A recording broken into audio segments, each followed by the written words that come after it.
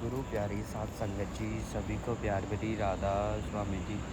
संगत जी, आज की यह साखी बाबा जी की फ़ोटो के ऊपर होने जा रही है।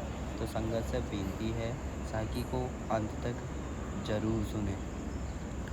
हमारी सच्ची लगन श्रद्धा भाव अगर हमारे उस फ़ोटो में हो, जिस फ़ोटो को हमने सामने रखा है। आपने वह तो सुना होगा कि कहीं महापुरुषों ने पत्थर में से भी भगवान को पा लिया था। यह साखी सारे विश्वास और श्रद्धा के ऊपर निर्भर करती है कि हमारा गुरु के प्रति कितना विश्वास और श्रद्धा है, और हम गुरु के वचनों को मानते हैं या नहीं मानते हैं। अगर हम मानते हैं तो पूरे तरीके से गुरु हमारी संभाल करता है। तो बाबा जी अपने बच्चों के लिए क्या कुछ नहीं करते। दो सत्संगी परिवार थे। एक परिवार का बेटा था और दूसरे परिवार में बेटी थी।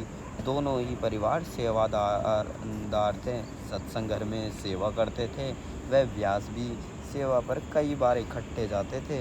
वह दोनों परिवार अपने बच्चों के लिए रिश्ता देख रहे थे। एक दिन किसी बुजुर्ग सेवादार को लड़की के पिता ने कहा कि वीर जी, आपकी बेटी बड़ी हो गई है, उसके लिए कोई अच्छा सा रिश्ता बताइए। तो उन्होंने उस सेवादार से पूछा, भाई साहब, आपकी बेटी क्या करती है, कितना पढ़ी हुई है? तो उसने कहा कि वह MS B.Ed है और किसी स्कूल में टीचर लगी हुई है। अगर कोई सत्संगी परिवार का बेटा हो तो आप हमें बताना। यह पूछकर वह अपनी सेवा पर लग गया।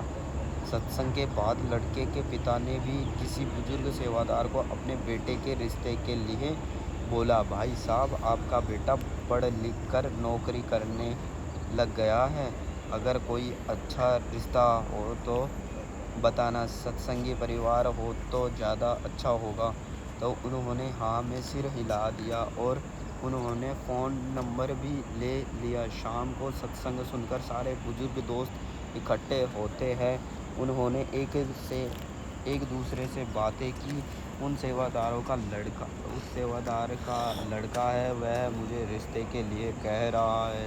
तो दूसरा बुजुर्ग सेवादार बोला, भाई, उस सेवादार की लड़की है, उसने मुझे रिश्ते के लिए बोला है। वह दोनों बोले, हमने दोनों परिवारों को देखा हुआ है, दोनों परिवार सत्संगी है, उन्हें बात कर लेते हैं। एक ने लड़के के पिता को फ़ोन किया और दूसरे ने लड़की के पिता को फ़ोन किया कि ऐसा आपका देख भला परिवार है, अगर आप चाहे तो बात आगे बढ़ाए। तो दोनों ने हाँ कर दी। लड़के ने लड़की को देखा हुआ था। दोनों सेवादारनियाँ भी एक दूसरों को अच्छी तरह से जानती थी।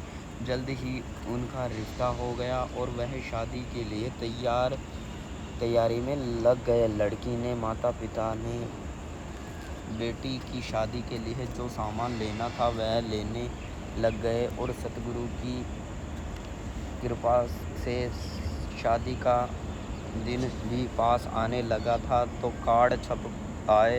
तो उन्होंने कहा कि दूसरों को कार्ड बांटने से पहले हम पहला कार्ड बाबा जी को देना चाहेंगे, लेकिन घर में हमने शादी का सारा सामान लेकर रखा हुआ है, घर को ऐसे कैसे छोड़ कैसे जाए। वह बोले, हमें किसी को कुछ नहीं बताएंगे, सुबह वाली ट्रेन से व्यास जाएंगे और शाम तक वापस आ जाएंगे। के चलते उन्होंने ट्रेन का समय पता किया और फ़ोन करके अपनी पत्नी को ट्रेन का समय बताया।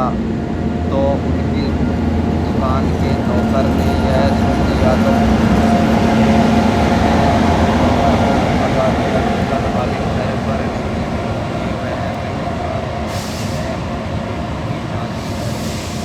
शादी का पूरा सामान है, अगर तुम मेरे साथ चलो तो हम कल सब कुछ उठा लेंगे। उन्होंने व्यास जाने से पहले शादी का सारा सामान अलमारी से निकालकर एक बड़े से ट्रंक में कर ताला लगा दिया है और उनके ऊपर बाबा जी की फ़ोटो रख दी है और बोले बाबा जी ने अपनी बेटी की शादी के लिए सामान का ख्याल रखना, हम आपके डेरे आ रहे हैं शादी का कार्ड देने। वह तीनों सुबह की ट्रेन से ब्यास के लिए रवाना हो गए और उनके नौकर से भी इसी ताक़ीद में थे कि कब यह घर से निकले और हम अंदर जाए। उन्होंने ताला तोड़ा और अंदर चले गए, क्योंकि वह अपने पड़ोसी को भी कुछ बताकर नहीं गए थे कि वह घर का ख्याल रखते। नौकर ने अंदर जाकर उसका पूरा घर छान मारा, पर उनको शादी का सामान कहीं नहीं दिखा। वह सोचने लगे कि शायद वह शादी का सामान किसी के घर रख गए हैं, लेकिन जाते जाते उनकी एक संदूक दिखाई दिया जिस पर बाबा जी की फ़ोटो रखी हुई थी। वह संदूक के ऊपर से जैसे ही बाबा जी की फ़ोटो उठाने लगे, जैसे ही उसने हाथ आगे किए, उससे ज़ोरदार करंट का झटका लगा और वह दूर जाकर गिर। वह बहुत हैरान हुआ कि यहाँ पर तो कोई बिजली की तार या बटन भी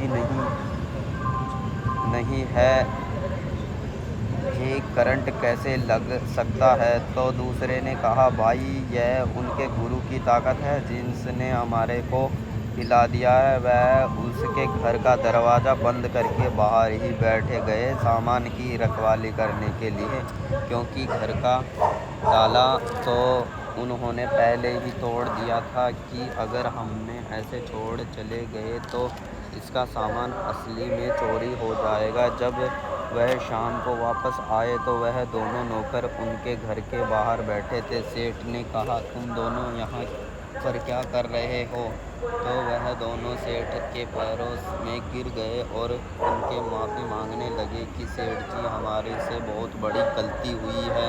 हमने लालच करके शादी का सामान उठाना चाहा, लेकिन बाबा जी की फ़ोटो की हाथ लगाते ही हमें ज़ोरदार करंट लगा। घर का ताला टूट देखकर वह घबरा गए, लेकिन अंदर जाकर जब ट्रंक में सारा सामान देखा तो वैसा का वैसा पड़ा हुआ था। नौकर बोले कि हमने जब आपके बाबा जी की फ़ोटो को हाथ लगाया, हमें बहुत ज़ोर से करंट लगा और आपको तो कुछ भी नहीं हुआ। सेठ जी ने अपने नौकरों को कहा कि हम बाबा जी को अपने सामान का ख्याल रखने के लिए कह गए थे, तो उन्होंने सामान का ख्याल रखा। वह नौकर बोले, सेठ जी हमें भी अपने बाबा जी के पास ले चलो।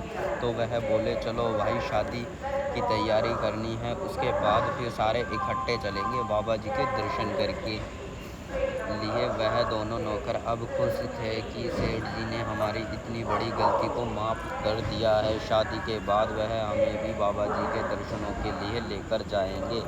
तो संगत जी, इस साखी से हमें यही शिक्षा मिलती है कि अगर हम कोई भी काम निस्वार्थ भाव के साथ करते हैं, अगर हमारी पूरी श्रद्धा अपने गुरु में है, पूरा विश्वास अपने गुरु में है, तो गुरु क्या कुछ नहीं करता। अपने सेवक के लिए अपना तन मन धन कुर्बान करना पड़ता है। गुरु के ऊपर फिर जाकर कई बातें बनती है। आपने इस साखी में सुना होगा और इससे आपको बहुत बड़ी सीख लेनी चाहिए कि हमें भी अपने गुरु के ऊपर पूरा विश्वास करना है, अटूट विश्वास करना है और उसके हुक्म में ही रहना है, उसके भाने में ही रहना है। बात तो सारी विश्वास है। अगर हमें अटूट विश्वास हो गया तो सारे काम खुद ब खुद हो जाएंगे। तो गुरु प्यारे साथ संगत जी, आपको यह साखी अच्छी लगी तो हमारी वीडियो को लाइक करें और अपने दोस्तों और रिश्तेदारों में यह साखी शेयर करें और नई नई साखी सुनने के लिए हमारे चैनल को सब्सक्राइब करें। राधा स्वामी जी।